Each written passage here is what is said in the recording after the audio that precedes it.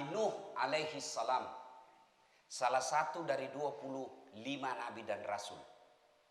Itu Nabi Nuh ibu, usianya 950 tahun. Berapa tahun beliau berdakwah? 800 tahun. Berapa pengikutnya? Tidak cukup 80 orang. Bayangkan, 800 tahun berdakwah tidak sampai 80 umatnya. Masya Allah. Berarti 10 tahun 1 orang ikuti. Kurang ajarnya umatnya Nabi Nuh waktu itu. Kalau Nabi Nuh berceramah, umatnya nak tutup telinganya begini. Ceramah kok. Tenang alang ngiriki. Itu umatnya Nabi Nuh. Kalau jamaahnya dasat latif, kalau kita ceramah, ndak nak tutup telingana, tapi nak ambil HP-na. Jangan kau ketawa, serius ke ini. Berarti njo megang HP kalau saya ceramah kepala batu kecilaka. Simpan dulu itu HP nu, lang ngeresek kok ceramah. Sebentar pi lagi WhatsApp kok. Baik itu kalau bukan saya nak gosip. Langsung nak foto baru nak kirim di grupnya. Itu ji bajuna waktuna di YouTube. La haula wala quwwata illa billah. Coba simpan HP, simpan dulu HP ya, simpan dulu ya. Simpan. Karena selama kau pegang itu HP-mu dek, selama itu pasti kau tidak dengar dakwah. Itu ciri-ciri umat kepala batu. Kalau Nabi Nuh nak tutup telinganya, ikat HP. Baik itu kalau saya tidak nak jadikan background. Langsung putar balik baru foto. Nak tulis di Facebook, nah latar belakang das atlatif. Lu kira bunga janda bolong. Oke, sudah. Akhirnya Nabi Nuh jengkel, marah. Itulah bedanya Nabi Nuh dengan Nabi Muhammad. Itulah bedanya Nabi yang lain dengan Nabi Muhammad. Kalau Nabi yang lain berdoa supaya dihancurkan umatnya. Kalau Nabi tidak pernah mendoakan umatnya sengsara. Itulah disebut, sehingga Nabi disebut rahmatan lil alamin. Rahmat bagi seluruh alam. Akhirnya Nabi Nuh berdoa kepada Allah. Ya Allah, capek malia ini umatku. Kepala batu memang. Jadi kenapa Nabi Nuh? Hancurkan misalnya. Hancurkan saja mereka. Lalu Allah berfirman, kalau begitu Nuh, bikin mako perahu. Apa maksudnya? Dia bilang, Allah jangan banyak bertanya. Bikin mako saja perahu. Pelajaran lagi. Kalau Allah perintah sesuatu, jangan mako banyak bertanya. Kada tong itu orang bertanya, bikin lipu kita ustaz. Contoh, kenapa itu naduhur tidak ada suara? Isa ada suara tak. Kenapa itu nasubuh 2 ji? Isa 4. Tidak semestinya harus kau jawab semua itu. Bikin mako saja. Lakukan saja. Kutanya kau juga, jawab memang ini. Kenapa itu perempuan kalau tidak pakai baju sama sekali atau laki-laki tidak pakai baju sekali, kenapa disebut telanjang bulat? Kenapa tidak disebut telanjang segitiga? Apa? Jawab kok? Jawab mah kok.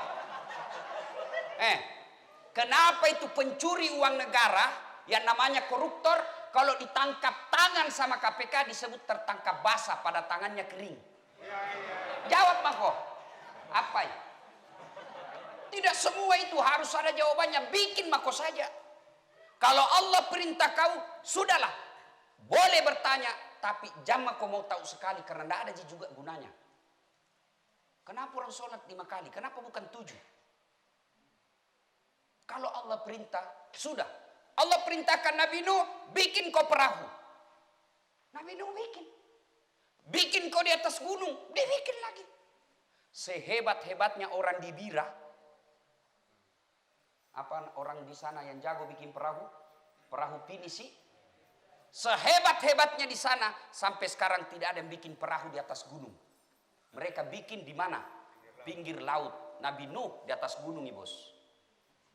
Begitu bikin perahu di atas gunung, tambah makala miseng. Rakyat na umat anak-anak. Bele-bele Nabi Nuh. Ngapa nak bikin perahu di atas gunung? Tapi Nabi Nuh tidak banyak bertanya. Akhirnya lama-lama hujan keras.